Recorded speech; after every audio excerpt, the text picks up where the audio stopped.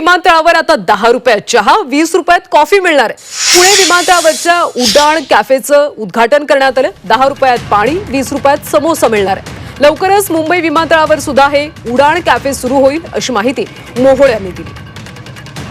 ही उडान योजना सुरू केली, त्याचप्रमाणे उडान यात्री कॅफेची सुद्धा संकल्पना माननीय मोदीजींच्या विचारातून पुढे आली आणि देशामध्ये कलकत्ता असेल, चेन्नई असेल आणि अहमदाबाद याच्यानंतर आज पुण्यासारख्या एका मोठ्या विमानतळावरती उडान यात्री कॅफेला शुभारंभ झाला।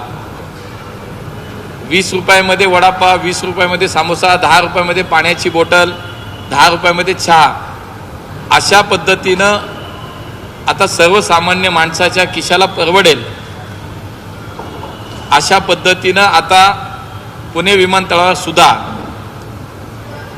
हे खाद्यपदार्थ उपलब्ध असतील। पुढच्या काही दिवसात आम्ही मुंबईच्या विमानतळावरती सुद्धा उडान यात्री कॅफे सुरू करत आहोत।